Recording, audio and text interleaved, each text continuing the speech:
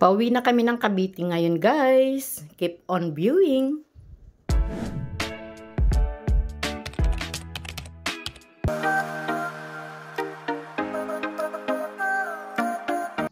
Panoorin nyo ang mahabang biyahe ng aking minivan. Of course, si Manay Peps. The drive si Manay.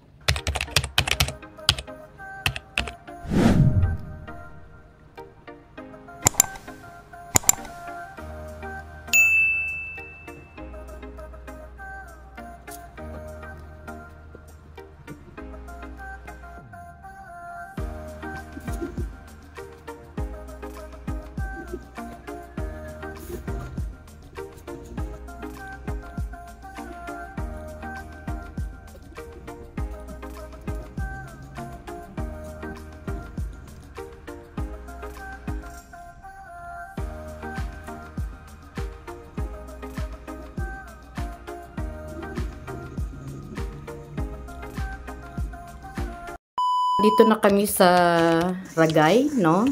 So, bali, duman kami dito sa automotive shop para ipa-check up yung aking hazard light kasi bigla siyang nag-blink.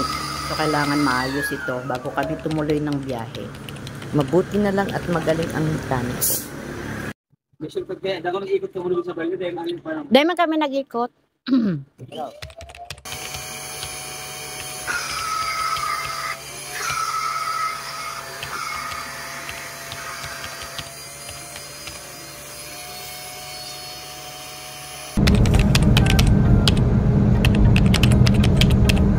Pero part pa ini kang ano, Ragay. Ragay pa? Oo, Ragay pa ini.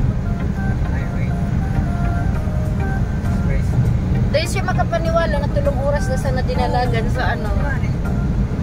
Kaskas ang isa dalagan nito. Kaya ko iyo. Hindi siya nararaon. Hindi ako kita doon sa kuyan. Sa ating muna na kita.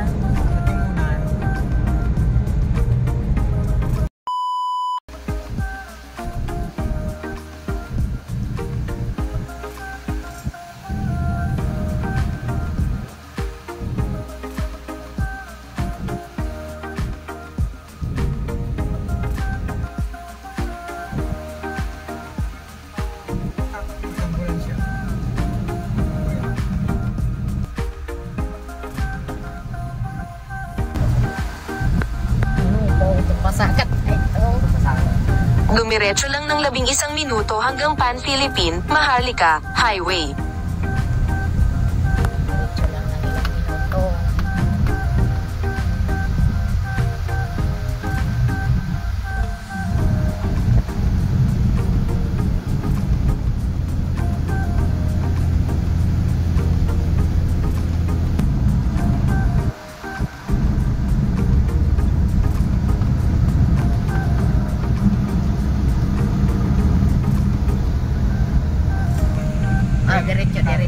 Diretso.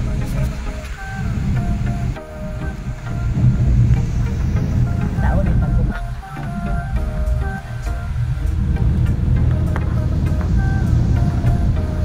Uphill pa kayo. Tapos na. Ano pa ni? Gigito pa ni kami sa pag-uli binarato.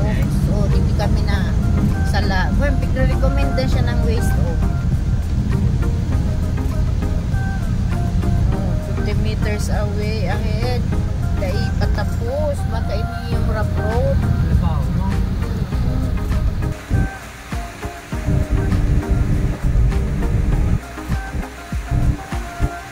Gapang ba? Gapang ka lang.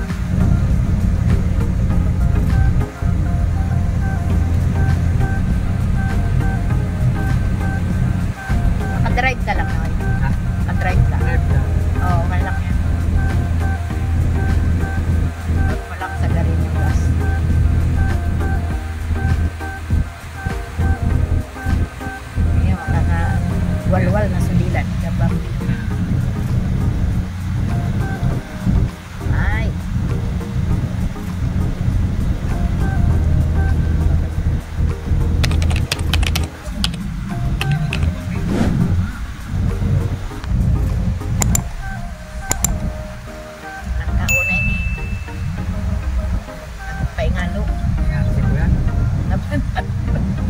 Napagal.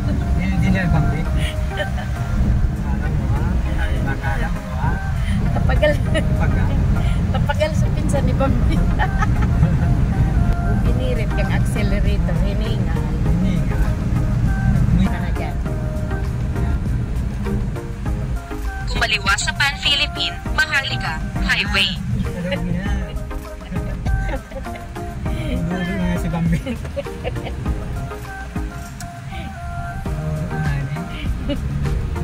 Suminaw po na nga sa pinsan na Bambi. Dahil pabaga. Uminili. Hinal nga. Hindi nga gaya. Naramdaman ka di ko yung kanina. Pininit gayon sa uyan. Yun yung gayon. Ginamit sa super niya. Overpowered. Full power. Dumiretso lang ng 1 oras at 14 na minuto hanggang Pornupi. Isang oras! Dapat na. Nagpakalma pala si Kuya. Bakal. Feeling yung feeling ano, may balat. Bakal ako. Yung gatos manda.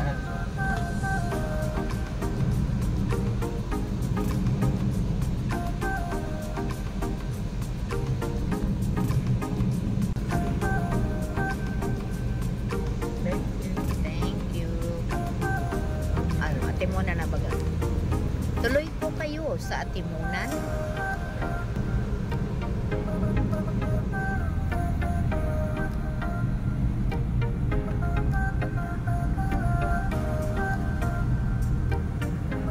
Ayun yung pier ng papunta ng doon ka na kuya mo. Batangas na kayo. Sorry.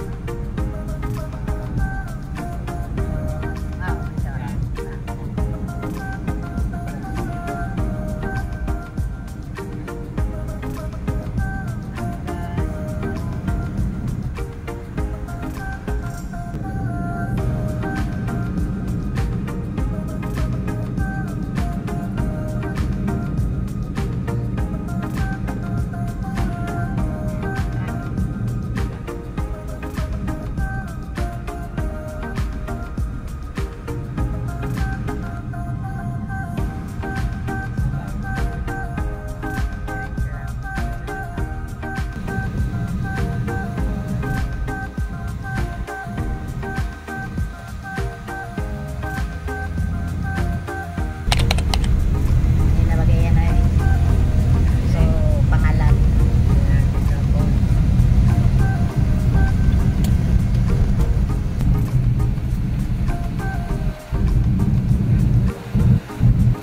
Ayan, so ano, so Buena Vista Spot.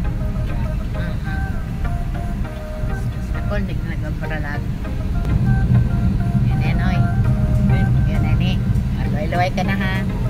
Magda-downhill ka na.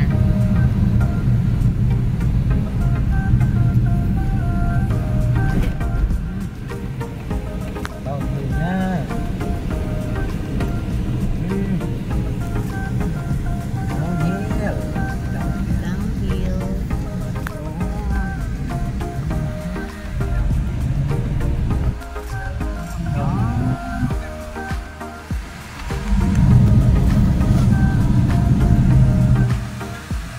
Yun na, mayaman sila nagpindi.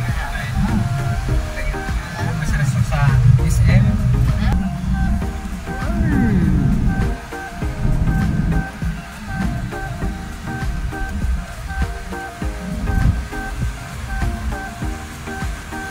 Walang yaka kay Bobby.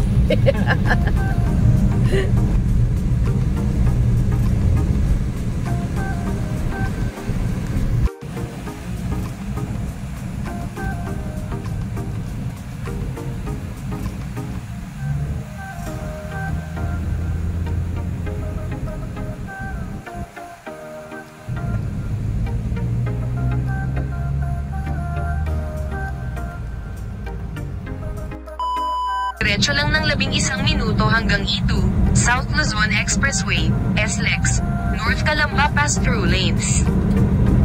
So ito yung first time driving dito sa expressway, Walang sala no? yan.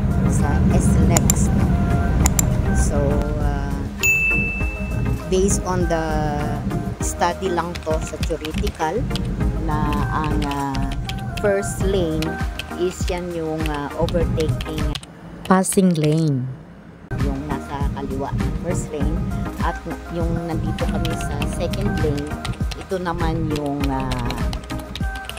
normal na takbo na hindi ka mag-overtake. No? Ayan. Makikita naman doon sa sign na information na signboard. At dito naman sa lane na ngayon na tinatahak namin, it should be, this is for truck only. No? But while wala namang truck, is tumabi muna kami dito. And we are approaching to go to the fourth lane na supposed to be, yan ay yung para sa mga pang heavy truck lang yon, yung mabagal na takbo, yung may mga karga na mabibigat, yon dito sila sa fourth lane. So minabuti kong dito na lang dumaan sa fourth lane, wala namang bus na malalaki na heavy duty. So far so good naman, at medyo kailangang maging aware lang doon sa mga signboard information para hindi makalabag sa anumang driving rules dito sa expressway. Tulad nga ng napag-aralan sa theoretical, ay kailangan matuto ang driver na magbasa ng mga signboard information para wag magkamali. So inabutan na kami ng traffic, so mag-i-exit na kami ng MCF.